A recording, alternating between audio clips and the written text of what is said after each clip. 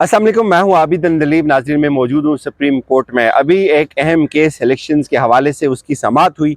वकील आज election commission का बहुत बुरी तरह से फ्लॉप हुआ, या क्लीन बोल्ड मैं कहूँगा उसको किया आज तीनों जजेस ने। और जिस लेवल के ऊपर आज की डिस्कशन गई है, इसके बाद ये कहा जा सकता है कि अब शायद जजेस के लिए भी ये बात मुमकिन ना हो कि वो इलेक्शन को डिले करने का कोई नया जवाज़ फराहम कर सकें, चूँकि इलेक्शन कमीशन के वकील के पास आज कोई एक भी दलील नहीं थी। तकरीबन ये 80 से 90 मिनट की ये समाअत थी, और इस समाअत के अंदर बहुत सारे टर्निंग पॉइंट्स आए। एक लम्हे तो ऐसा लगा कि अब शायद ये मामला यहीं ख़त्म हो जाएगा, क्योंकि इलेक्शन कमीशन का जो वकील था वो बार बार उसको झटके लग रहे थे, वो जवाब नहीं दे पा रहा था। और आज तकरीबन इन 90 से 100 मिनट के दरमियान कोई एक बात भी नहीं बनी। आज जब इलेक्शन कमीशन का जो वकील था वो रोस्ट्रम के ऊपर आया, आज इसको ये बात हमें समझ नहीं आई कि जो मामूल के मुताबिक जो सहाफ़ी लोग या दीगर सियासी जमातों से वाबस्ता लोग आज कोर्ट रूम के अंदर होते हैं, तो आज कोई इतनी ज़्यादा चहल पहल नहीं थी, बहुत मुख्तसर लोग थे आज। और आज की इस बहस में जब इलेक्शन कमीशन के वकील ने दलाइल का आगाज़ किया, तो चीफ जस्टिस साहब ने आते ही उनको ये कहा कि भाई, आपने कल हमारे बहुत सारे घंटे ज़ाया कर दिए, हमारे बड़ा कीमती वक्त होता है, आप हमें इंडियन कोर्ट्स के हवाले देते रहे, तो मेहरबानी करके पाकिस्तानी कोर्ट्स तक खुद को महदूद रखें, और हम भी पाकिस्तानी कोर्ट के फैसलों के ही जो है वो पाबंद हैं। उन्होंने ये कहा कि भाई, ये 14 जनवरी से ये मामला शुरू हुआ था, तो 14 जनवरी से जो 90 रोज़ बनते हैं वो 14 अप्रैल तक बनते हैं। तो आज हम 25 मई को भी ये डिस्कस कर रहे हैं कि हमने 90 रोज़ के अंदर इलेक्शन करवाने, और आज 1 माह 10 दिन ऊपर हो गए। तो ये एक हैरानकुन बात थी। फिर उन्होंने कहा जी कि आप अपना पॉइंट बताएं, आपका नुक्ता क्या है।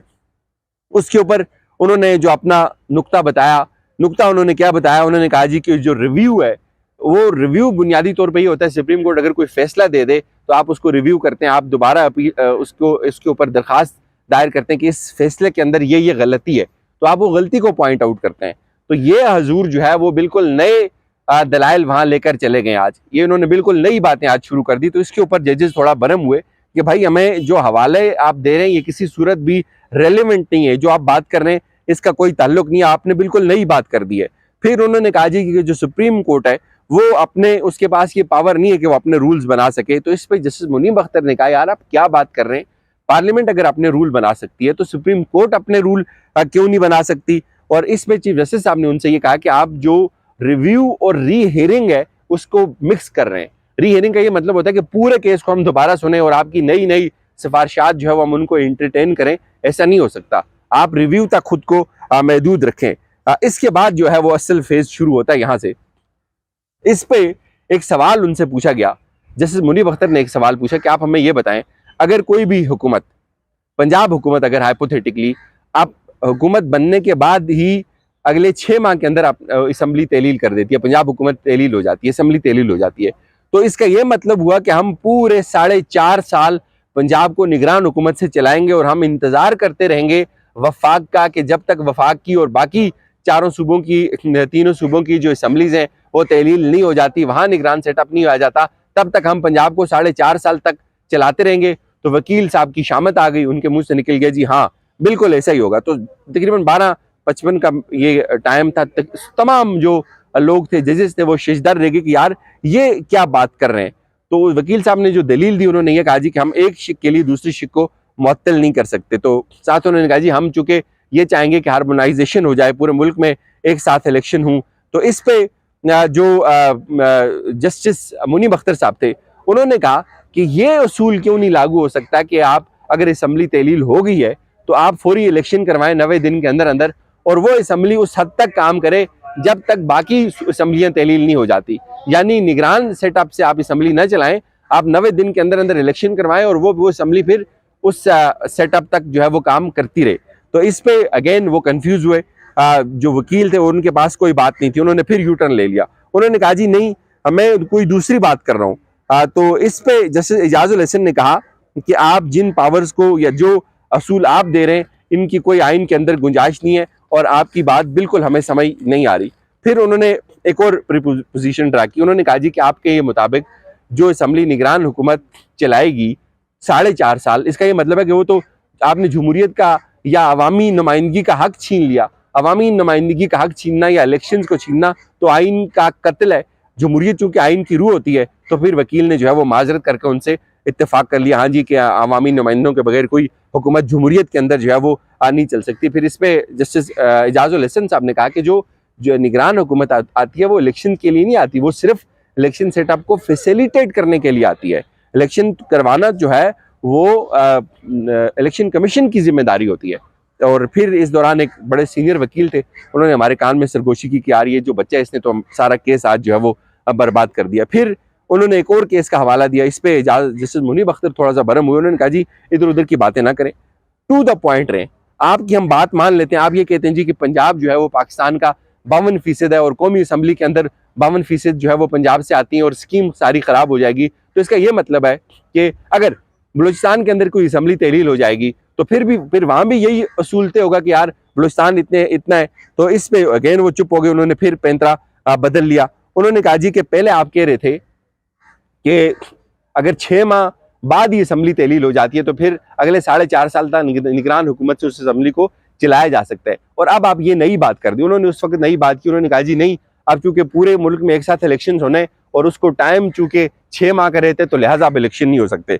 उन्होंने कहा जी आप ऐसा करें, आप इधर उधर की बातें ना करें, मेहरबानी करें, आप अपना एक ना कॉन्स्टिट्यूशनल प्रिंसिपल ले डाउन करें, आप अपना एक जो आईनी असूल है वो हमारे सामने रखें कि इस आईनी असूल के तहत आप जो बात कर रहे हैं उसको हम सुनेंगे। आप उसने फिर पैंतरा बदल लिया।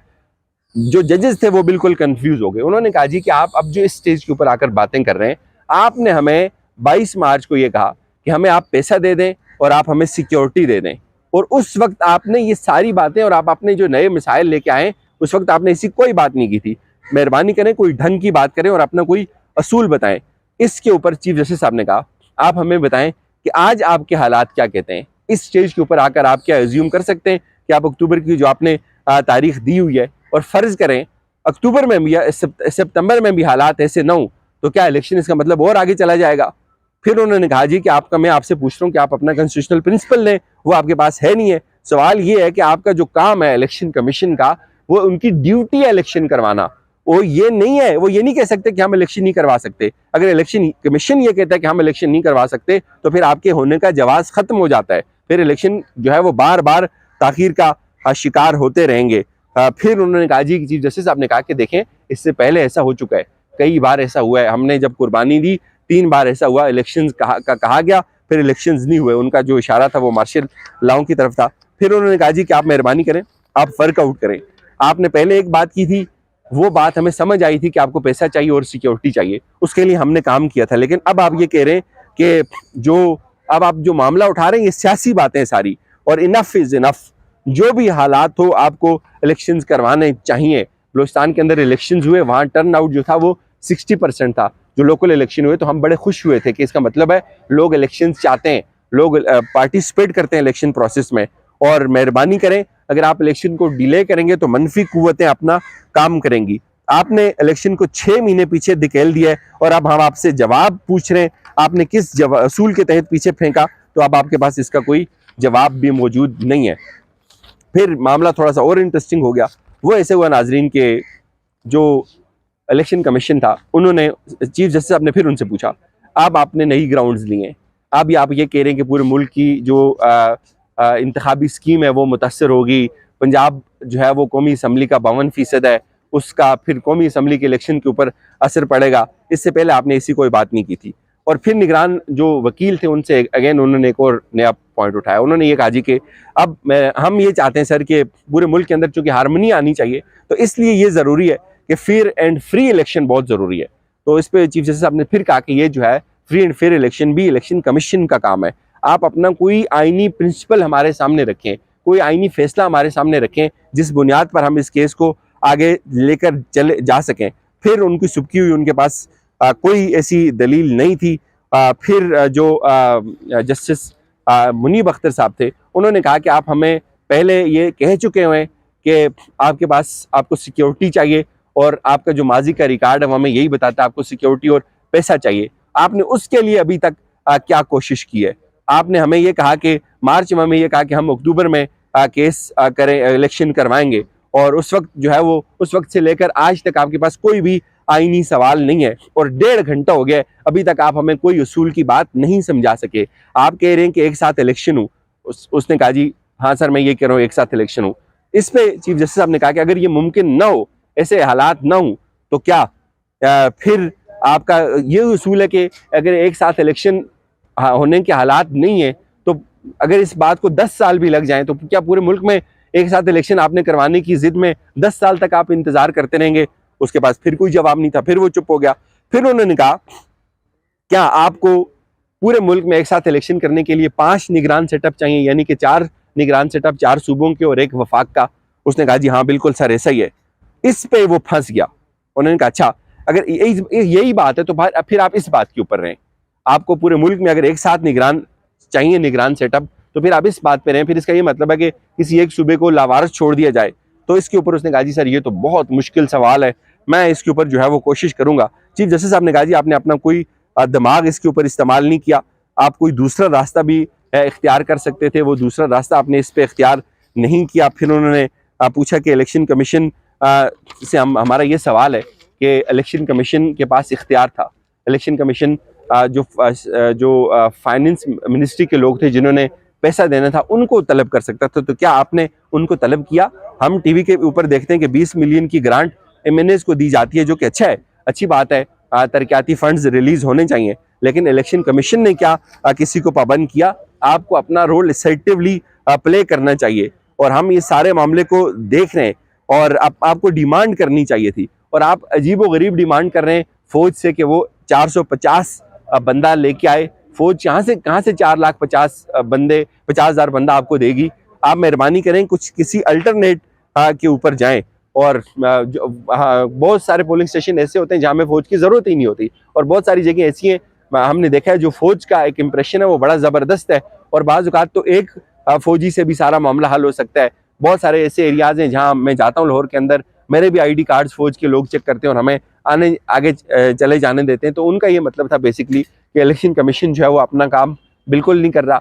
आज की समाअत का मैं अगर आपको खुलासा बताऊं तो वो ये था कि इलेक्शन कमीशन के वकील ने जो भी नुक्ता उठाने की कोशिश की उसको काउंटर किया गया। उसके पास कोई दलील नहीं थी इलेक्शन को डिले करने की। और सितम तो ये है कि चीफ साहब ने यह कहा कि हम 90 रोज़ का इलेक्शन जो कि असूली तौर के ऊपर 14 अप्रैल को हो जाना चाहिए था, 14 जनवरी, 14 फरवरी, 14 मार्च और 14 अप्रैल, 14 अप्रैल को हो जाना चाहिए था, और आज हम 25 मई को भी यही डिस्कस कर रहे हैं कि हमने 90 रोज़ के अंदर इलेक्शन करवाना है। तो मेहरबानी करके कोई एक असूल हमें बता दें, हम उसको देखेंगे। बहरहाल असूल वो नहीं बता सके, वो बुरी तरह फ्लॉप हुए, क्लीन बोल्ड हुए, और आज की समाअत ने काफ़ी हद तक ये मंजर लामा वाज़े कर दिया कि इलेक्शन कमीशन की कोई बात यहाँ बनती हुई नज़र नहीं आती। समाअत चूँकि टाइम बहुत ज़्यादा हो गया था, उन्होंने 2 फैसले इलेक्शन कमीशन के वकील ने और हवाला देना था, तो इस पे चीफ साहब ने कहा कि इसको हम सुनेंगे अब सोमवार से। इजाज़त दीजिए, अपना ख्याल रखिएगा, खुदा हाफिज़।